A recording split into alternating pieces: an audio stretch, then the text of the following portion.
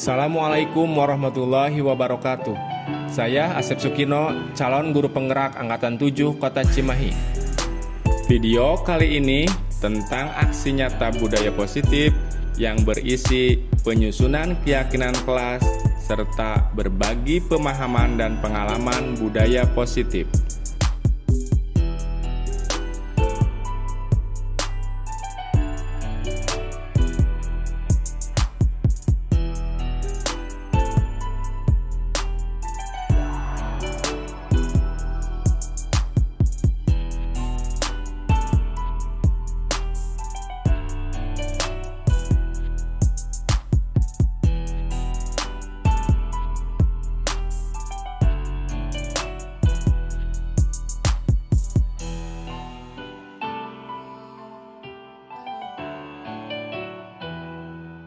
Assalamualaikum warahmatullahi wabarakatuh.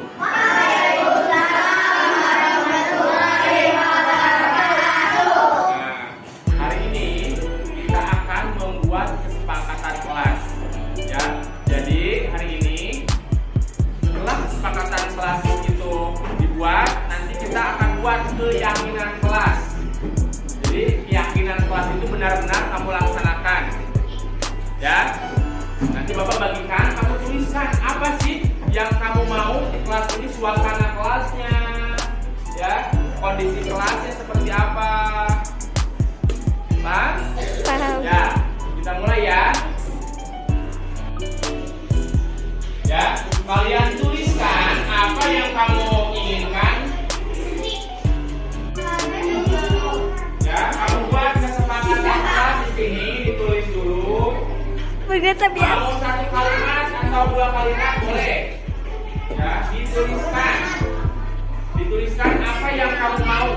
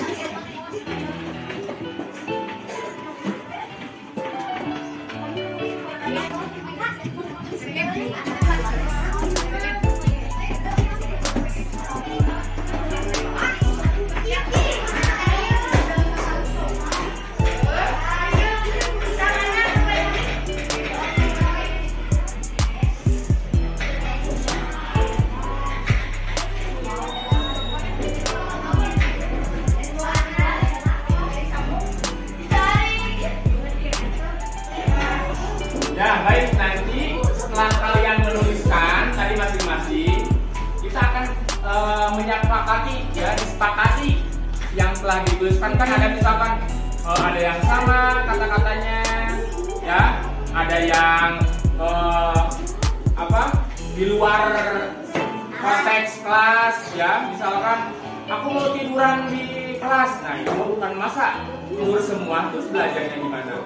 Ya, jadi kesepakatan kelas ini harus menjadi kesepakatan bersama demi tujuan bersama, ya, untuk lebih baik lagi.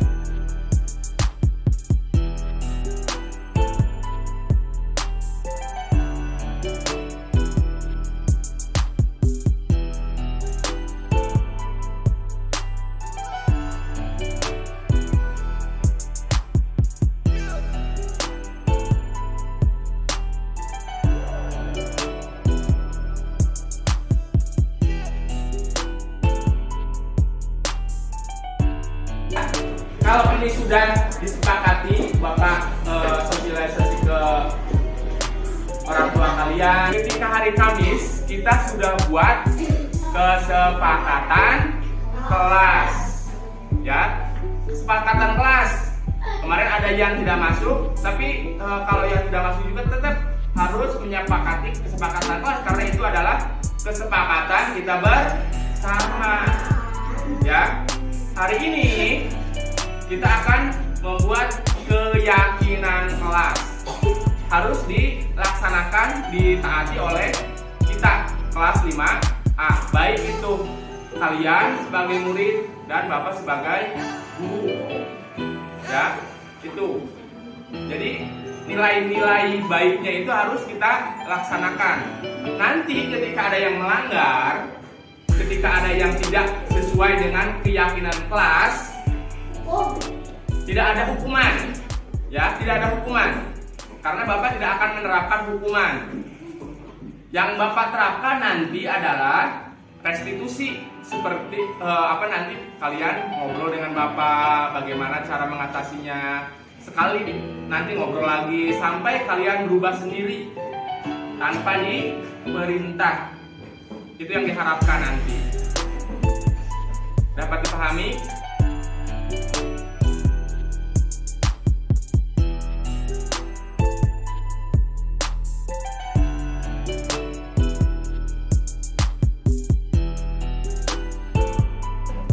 Kesepakatan kelas yang sudah kita buat kemarin itu, yang pertama, membuang sampah pada tempatnya, saling menghormati, tidak berisik saat di kelas, disiplin saat ada guru maupun tidak ada, pembelajaran yang menyenangkan, ke toilet maksimal 2 orang, berkelakuan baik dalam perkataan dan perbuatan, bertanggung jawab dalam tugasnya, tidak berlari-lari di kelas. Ada pertanyaan dulu?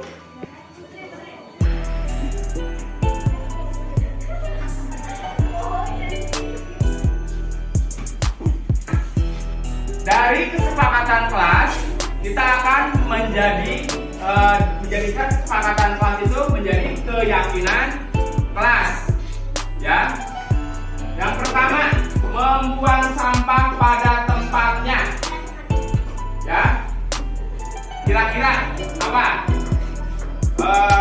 Untuk menjadi sebuah keyakinan kelas, nilai-nilai yang selalu sama satu sama lain. Ya, nilai. Tadi apa? Gimana dapat? Nah, boleh. Selalu disiplin saat di kelas. Selalu disiplin saat di kelas. 5A. Nanti ini ada kertas. Ya. Kalian tanda tangani. Nanti Bapak tempel di sini, nanti Bapak akan buat poster yang besar. Ya. Ya. Bapak akan buat poster. Nanti kalian tulis di sini nama sama tanda tangan. Paham? Oke. Silakan.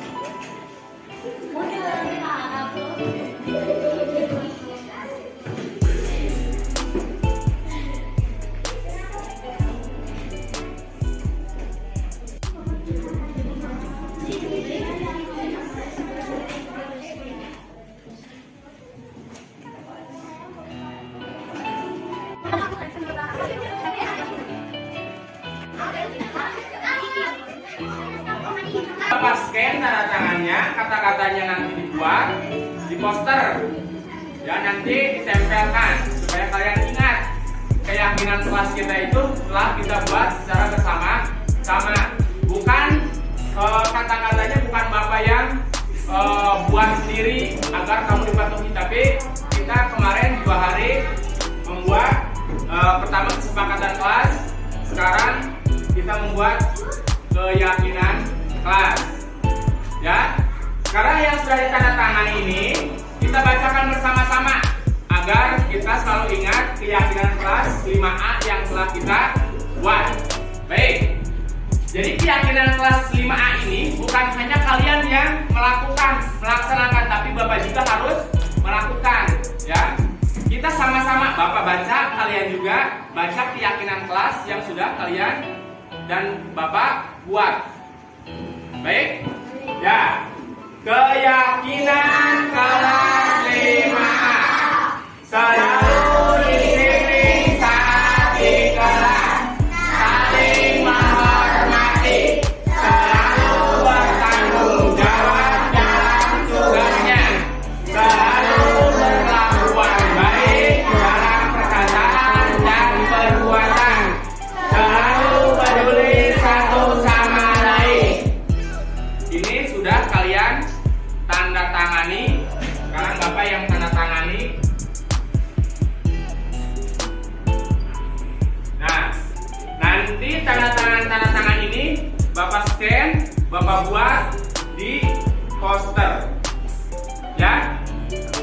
Ada pertanyaan lagi? Cukup? Nanti keyakinan kelas ini harus kita laksanakan. Kenapa harus ada keyakinan kelas? Ya, seperti halnya seperti ini. Ketika kita pakai motor, harus pakai helm. Kenapa?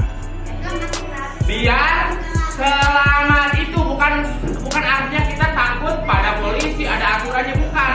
Karena kita ingin selamat. Kalau kita jatuh masih ada helm. Ya, itu yang kita bangun kesadaran. Menghindari setidaknya walaupun kecelakaan, ya, yang pakai helm saja bisa meninggal, apalagi yang nggak pakai helm. Itu maksudnya ya. Cukup? Nah, ya, keyakinan kelas kita harus kita yakini. Kalau ada yang salah, kita ingatkan. Itu aja ya. Wassalamualaikum warahmatullahi wabarakatuh.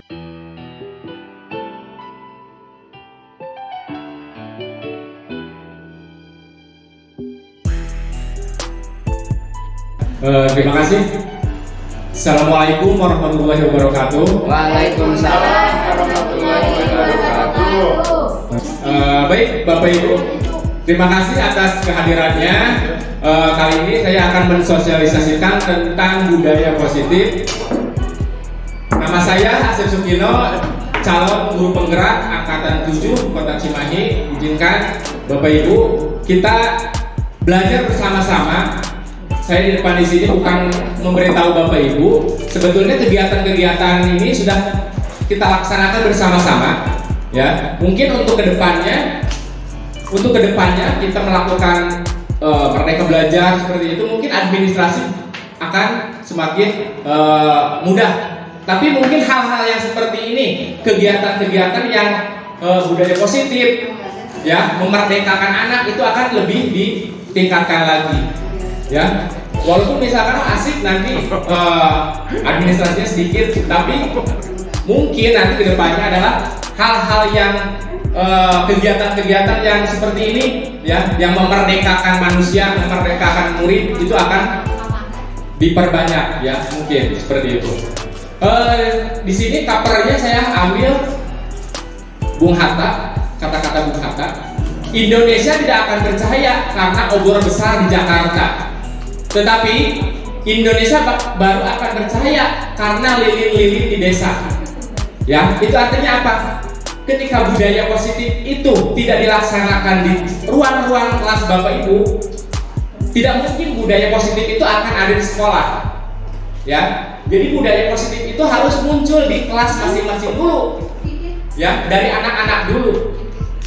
Bukan artinya kita punya peraturan sekolah, tapi di kelas-kelasnya itu kosong, hampa, tidak ada lilin, hanya ada obor besar Jakarta, seperti itu. Jadi tetap tidak akan bercahaya. Tapi ketika lilin-lilin itu banyak yang menyala, itu akan terlihat bercahaya, seperti itu Bapak Ibu. Ya, selanjutnya, ini kata disiplin, ya, mungkin ya sehari-hari kita sudah tahu kata disiplin itu sering dihubungkan dengan hukuman. Ya, kita sebagai guru mungkin pernah, ya, melakukan hukuman. Padahal itu semuanya berbeda dengan belajar tentang disiplin. Karena apa, Bapak Ibu? Disiplin itu tidak hanya dengan hukuman. Ya, mendisiplinkan anak itu tidak hanya dengan hukuman. Ya, itu adalah hukuman itu jalan terakhir. Ya, kalau sudah tidak apa-apa lagi, tidak bisa melakukan apapun. Ya, kalau perlu itu tidak dilaksanakan sama sekali Bapak Ibu hukuman itu. Ya, karena yang justru disiplin itu harus datang dari diri sendiri. Ya, kontrol itu kita sebagai guru mempunyai kontrol, memang kita bisa mempengaruhi anak, tapi kita tidak bisa mengontrol anak. Kalau anak itu tidak mau dikontrol, tidak sadar, ya tetap tidak akan nurut. Misalkan ketika di kelas ribut, kita nak diam, nak tolong diam dulu. Ketika itu anak diam, tapi berikutnya ribut lagi. Karena apa? Tidak ada kesadaran dalam diri sendiri. Yang biasa kita lakukan adalah hukuman. Ya udah, kalau kalian tidak diam, kalau kalian tidak jalan-jalan terus di atas meja, kamu duduknya di paling depan bersama ibu. Itu adalah salah satu itu kalau itu konsekuensi ya, adalah suatu konsekuensi.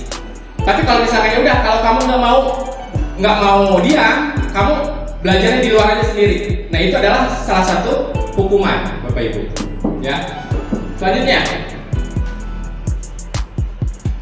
Nah, ini sebagai pendidik, tujuan kita adalah menciptakan anak yang memiliki disiplin diri sehingga mereka bisa berperilaku dengan mengacu pada kebijakan universal dan memiliki motivasi intrinsik, motivasi dari dalam dan dari luar juga. Nah, kita itu mempengaruhi anak itu ya, motivasinya motivasi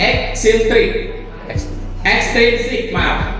Ya, contoh misalkan ketika kita pandemi COVID-19, kita semua pakai masker. Ya, kita pakai masker, ada aturannya juga. Tapi kalau ada motivasi dari dalam diri, kita memakai masker itu untuk apa, Bapak Ibu? Kira-kira untuk apa? Kita memakai masker ketika COVID-19 itu tujuannya untuk apa? Apakah nanti dirazia? Apakah seperti itu? Mencegah dari virus, Pak. Nah, melindungi diri, berarti maksudnya untuk kesehatan diri sendiri. Nah, itulah motivasi intrinsik. Ketika kesehatan, Bapak Ibu mau agamanya Kristen, mau agamanya Islam, mau orang Jawa, mau orang Papua, tetap kalau misalkan kesehatan ya seperti itu. Memakai masker, misalkan COVID-19 memakai masker, sadar pakai masker itu untuk menjaga kesehatan diri masing-masing. Nah, itulah motivasi intrinsik yang harus kita bangun seperti itu. Ya, dari dalam diri dulu. Jadi kita sering dilakukan juga, misalkan kita pokoknya kamu kalau misalkan tidak disiplin harus begini, tanpa anak sadar dulu seperti itu. Ya, selanjutnya. Nah, ini keyakinan kelas. Jadi sebelum keyakinan kelas sebetulnya ada tahapan yang harus dilakukan Bapak Ibu. Yang pertama adalah kesepakatan kelas dulu. Saya sudah buat kesepakatan kelas 5A seperti itu. Nanti dari kesepakatan kelas itu dari mana? Anak-anak yang buat, Bapak Ibu, bukan kita. Kesepakatan kelas itu anak-anak yang buat, menuliskan sendiri kamu maunya apa di kelas. Ya, misalkan Pak mau bersih, ya udah berarti tidak membuang sampah sembarangan. Berarti nanti tulisnya apa? Membuang sampah pada temannya, kayak tempatnya, Bapak Ibu ya. Jangan sama temannya, ya. Jangan. Nanti tidak kondusif kalau sama temannya, itu plesetan yang sering kita lakukan ya. Selanjutnya, Pak, ada anak-anak kemarin bilang, Pak, supaya kelasnya jangan berisik.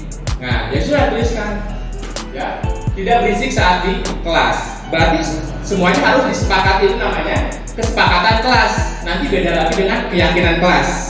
Ya, kita buat dulu ini sama anak-anak, boleh menggunakan kalimat negatif di sini. Misalnya tidak berlari di kelas, boleh dulu, karena itu adalah dari anak-anak. Dari bahasa anak-anak boleh, tapi kita setelah jadi kesepakatan kelas, ya, misalkan ada kamu tidak mengumpulkan misalkan tugas sudah 3 hari nih, kita hukum. Atau konsekuensinya kamu misalkan mengumpulkan buku dulu ya Bu, Bapak, ketika saya sekolah nilai bahasa Indonesia itu jelek, kamu beli novel judulnya ini, dikumpulkan. Dulu kan seperti itu waktu zaman saya, berarti itu adalah konsekuensi karena saya nilai bahasa Indonesianya misalkan kurang, suruh baca novel, apa novelnya itu ditanya sama guru bahasa Indonesia, ya, tanpa ada kesepakatan kelas dulu, ya, guru main seperti itu aja, gimana dulu aja pokoknya, ya. Nah ini contoh keyakinan kelas, ini contoh keyakinan kelas 1. Setiap anggota kelas perlu belajar, setiap anggota kelas perlu senang, nah itu, ya, dan sebagainya. Ini berangkat dari mana? Dari kesepakatan kelas. Untuk yang kelas 5, nah ini selalu bersikap positif, senantiasa menjadi diri terbaik, percaya dan menghormati orang lain. Jadi suasana-suasana di kelas itu diwakili, ya, dan harus keyakinan ini ditandatangani Bapak Ibu, kesepakatan bersama. Nah ini keyakinan kelas ini bukan anak saja Bapak Ibu, mah ini mah untuk anak, enggak. Ini kesepakatan kelas ini kesepakatan yang dilakukan oleh guru dan muridnya, bukan hanya murid. Misalkan selalu bersikap positif, senantiasa membantu, berkomitmen terhadap setiap tugas, percaya dan menghormati orang lain serta barang miliknya. Itu termasuk guru, ya. Senantiasa menjadi diri terbaik. Itu dengan gurunya, bukan hanya muridnya saja. Jadi kita bisa dikomplain Bapak Ibu sama anak nanti ketika sudah membuat keyakinan kelas masing-masing. Ah Bapak ajarnya juga gitu, boleh kita marah? Enggak, karena kita sudah membuat keyakinan kelas seperti itu. Next. Nah ini 5 kebutuhan dasar manusia. Bapak Ibu, ketika murid melakukan hal-hal yang katakanlah melanggar peraturan, sebetulnya ada dari 5 kebutuhan dasar manusia ini yang mereka butuhkan, mereka tidak penuhi. Ya, 5 kebutuhan dasar ini yang pertama bertahan hidup, kesenangan, penguasaan, kebebasan, dan kasih sayang. Ya, ada 5. Lanjut mereka. Nah ini kebutuhan bertahan hidup yang pertama adalah ke-5 kebutuhan dasar manusia yang pertama adalah kebutuhan bertahan hidup. Ya, kebutuhan yang bersifat fisiologis dan psikologis. Maksudnya, misalkan di sini ada kesehatan, rumah, makanan, itu maksudnya psikologis, dan kasih sayang, perasaan aman itu maksudnya ke psikologis. Misalkan ketika anak masuk ke kelas, mereka belum sarapan, lapar, ya, lapar misalkan. Terus di rumahnya dimarahin sama orang tuanya. Udah kedua-duanya kan, psikologis sama fisiologis sama psikologisnya kena. Apakah anak akan belajarnya baik atau tidak? Kira-kira pasti tidak, karena dia sudah kebutuhannya tidak tercukupi di rumahnya, udah dimarahi, udah belum sarapan. Maka anak itu mungkin akan malas-malasan, akan membuat keributan dan sebagainya. Yang kedua adalah kasih sayang dan merasa diterima. Nah ini banyak juga Bapak Ibu. Kasih sayang dan rasa diterima di sini meliputi kasih sayang yang mereka misalkan ada satu anak di kelas saya juga ada sebetulnya. Misalkan tidak ditemani dengan teman-teman yang lain, dikucilkan seperti itu. Dikucilkan sama teman lain atau sama gurunya nggak pernah ditanya. Ya, itu maksudnya kasih sayang dan rasa diterima. Ketika itu tidak anak dapatkan, mereka akan minder, mereka akan diam saja. Ya, karena yang pertama tidak ada teman, karena tidak ada kasih sayang yang mereka terima. Temannya tidak, aku ini di kelas tidak punya teman. Ya, jadi hal-hal seperti itu harus kita ketahui, oh ini anaknya nggak punya teman, ya harus punya teman. Seperti itu. Lalu penguasaan kebutuhan atau pengakuan kelas. Di sini ada sebetulnya anak yang pintar tapi diam.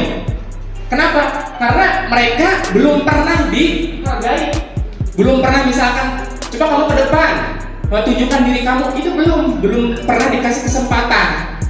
Mereka diam, tapi ada kalanya kalau misalkan dia pernah sekali ke depan menunjukkan dirinya, aku itu bisa, dan ada yang menghargai, mereka biasanya akan termotivasi, akan terus, akan menjadi lebih baik. Lalu kebebasan. Nah ini sering sekali, banyak sekali di kelas yang seperti ini, ya. Ketika anak gini, Bapak Ibu, pernah nggak misalkan anak-anak itu mau menggambar, Pak? Ketika mau menggambar nih, tapi ketika gini, silahkan bebas, gambarnya terserah kalian. Anak-anak pasti bertanya lagi, Pak gambar apa ya? Bu gambar apa ya? Pernah seperti itu ya? Karena apa? Karena mereka dibiasakan tidak bebas, Bapak Ibu. Dibiasakan kita harus menuruti apa keinginan kita di setiap pembelajaran. Di setiap pembelajaran itu harus gini, matematika. Ya nah, pokoknya gini rumusnya. Nah, begini caranya. Jadi ketika anak-anak diberikan kebebasan, mereka nggak tahu gimana sih bebas itu seperti apa. Makanya nanti di kurikulum di kurikulum Merdeka Belajar, anak-anak itu bebas, tapi bukan artinya bebas itu semau dia, ya. Semau dia, pokoknya bebas, aku mau pokoknya di kelas lari-lari. Nah, makanya tadi dibatasi dengan keyakinan kelas. Aku mau di kelas itu nggak mau pakai seragam. Nah, itu bukan bebas seperti itu ya. Tapi tetap kita sebagai guru mengarahkan. Lalu kesenangan, merasa senang. Kebutuhan untuk mencari kesenangan bermain. Nah ini di kelas 1, 2, 3, 4, 5 pasti ada. Ketika anak-anak misalkan melempar pensil, melempar penghapus, itu adalah apa? Kesenangan mereka tidak terpenuhi, Bapak Ibu. Mereka mencari kesenangannya sendiri, ya. Mereka mencari kesenangan sendiri. Ada misalkan ada anak perempuan sama laki-laki misalkan di hurian gitu ya. Karena apa? Mereka senang ketika temannya itu marah. Ada yang seperti itu, ya. Mereka itu perlu kesenangan, ya. Jadi tidak monoton di kelasnya. Itulah 5 kebutuhan dasar manusia yang harus terpenuhi, baik itu anak-anak maupun kita sebagai guru, Bapak Ibu. Ini kebutuhan bertahan hidup kita sama. Guru ketika lapar di kelas bagaimana, ketika marahan di rumah, ketika masuk ke kelas gimana, sama aja, Bapak Ibu. Mau murid mau guru itu kebutuhan ini harus terpenuhi.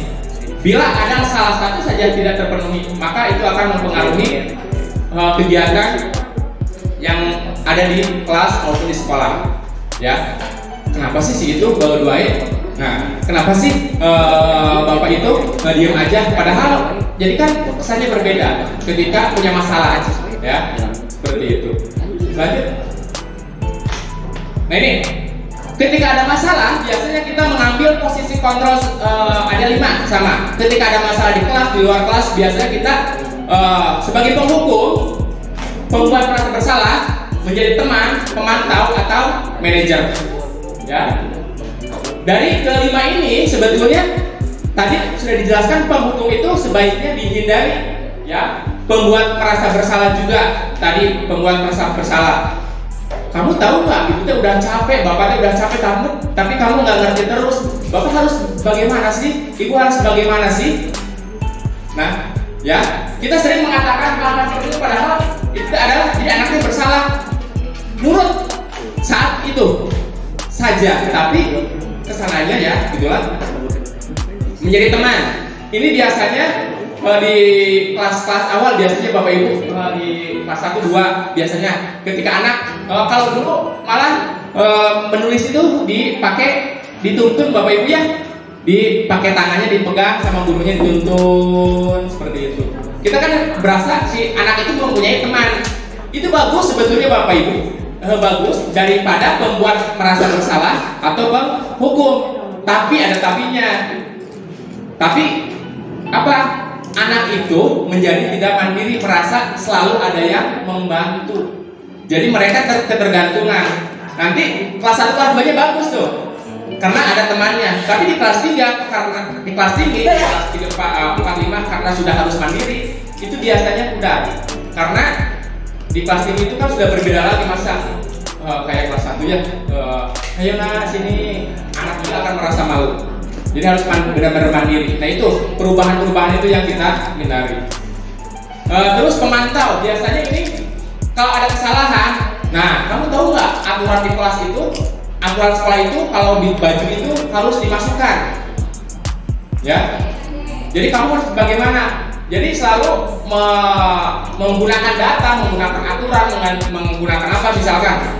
Tahu nggak kamu nilai kamu nilai kamu itu belum memenuhi KKM, nilainya ada yang 50, 60, 70, tugas kamu belum mengumpulkan, seperti itu. Jadi mereka memantau dari data-data, dan akhirnya biasanya menjadikan konsekuensi. Ya, ini lebih bagus daripada tadi penghukum, pembuat merasa bersalah. Yang paling bagus adalah manajer, posisi manajer Bapak Ibu. Bapak Ibu sebagai manajer, jadi menanyakan dulu, misalkan ada kasus anak berantem nih, kita tanyakan dulu, kenapa sih kamu berantem? Kenapa sih kamu melakukan itu? Misalkan anak itunya misalkan suka manggil saya itu dengan nama orang tua, jadi saya kesel. Nah nanti ya kita berbicara seperti itu, bagaimana melakukan hal baiknya supaya anak itu menjadi sadar bahwa hal itu tidak baik. Itulah 5 posisi kontrol yang bisa kita lakukan, ya. Yang kita hindari seperti di awal tadi, posisi kontrol penghukum itu sebaiknya kita hindari. Next. Nah ini, setelah kita segitiga restitusi, ini adalah kegiatan di mana kita kalau di SMP itu bimbingan konseling seperti dalam ngobrol, ya. Tapi kita sebagai manajer, kan kalau di SD itu guru kelas itu guru segala bisa, pelajar semua ada. Bimbingan konseling juga, ya. Bimbingan orang tua juga, ya, seperti itu. Orang tua juga malam-malam ngawai apa, gimana ya ini. Jadi yang belajar itu sebetulnya ke kita itu bukan hanya murid, Bapak Ibu, orang tua juga. Malam-malam, Pak gimana ya anak saya gini, memberikan penjelasan. Jadi tugas kita itu tidak hanya mendidik siswa, murid, tapi kadang-kadang orang tuanya, Pak PR-nya yang ini apa ya, harus gimana ya. Jadi ya harus memberitahu murid dan orang tua juga. Nah di sini yang pertama harus dilakukan dalam segitiga restitusi adalah menstabilkan identitas tadi. Misalkan, ya, kamu bukan satu-satunya yang pernah melakukan ini, ya. Misalkan Bapak juga dulu pernah kok kayak gitu. Waktu kecil juga Bapak juga nakal seperti kamu, tapi lama-lama Bapak sadar bahwa itu adalah tidak baik, ya. Ibu juga dulu seperti itu, misalkan. Tapi ibu bisa sekarang bisa lebih baik lagi karena tindakan itu adalah salah. Jadi anaknya kayak batu dia, nah seperti itu. Ibu juga dulu gitu. Jadi anak tenang dulu, lalu validasi tindakan yang salah. Nah ketika anak sudah tenang, pasti kamu melakukan itu ada apa? Ada sebabnya. Ada masalah dari luar.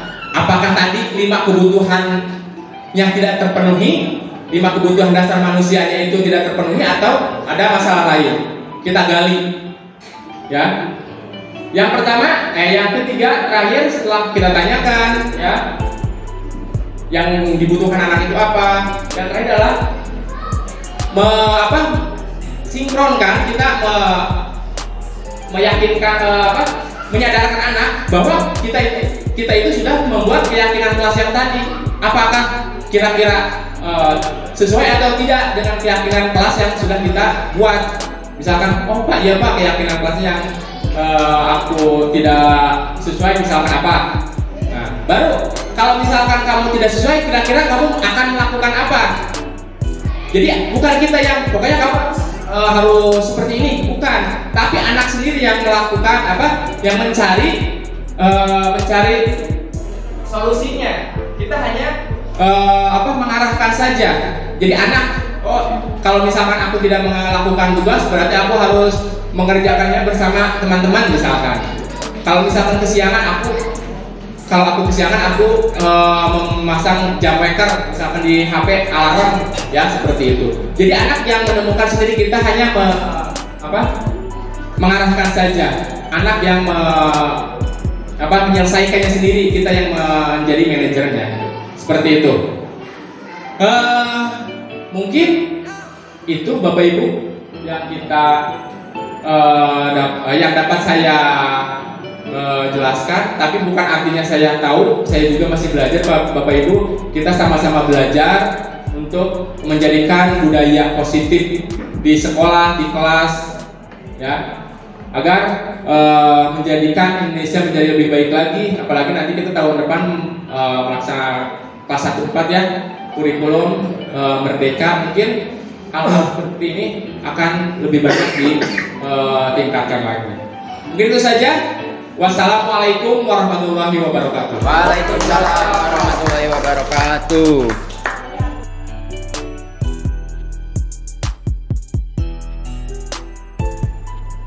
Bismillahirrahmanirrahim. Assalamualaikum warahmatullahi wabarakatuh.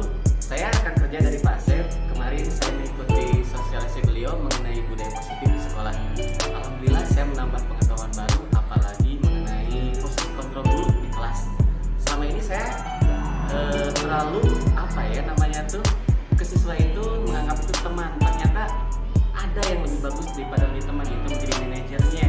Nah, itulah satu pengetahuan baru yang menurut saya itu yang harus saya kembangkan lagi. Terima kasih Pak Asep kemarin sudah memberi sosialisasi yang begitu bermanfaat, apalagi itu bisa menyelesaikan masalah saya yang ada di kelas. Semoga kedepannya saya bisa ikut terlibat lebih jauh lagi dalam budaya positif di sekolah secara umum dan secara khususnya di kelas saya pribadi. Demikian, Assalamualaikum warahmatullahi wabarakatuh. Assalamualaikum warahmatullahi wabarakatuh. Saya rekan dari Bapak Asep Sukino yang sedang CGP Angkatan 7 akan memberikan testimoni. Setelah mendengarkan penjelasan tentang budaya positif, saya menarik kesimpulan bahwa pemberian reward atau hadiah merupakan hukuman juga untuk anak yang tidak mendapatkan reward. Sekian testimoni dari saya. Assalamualaikum warahmatullahi wabarakatuh.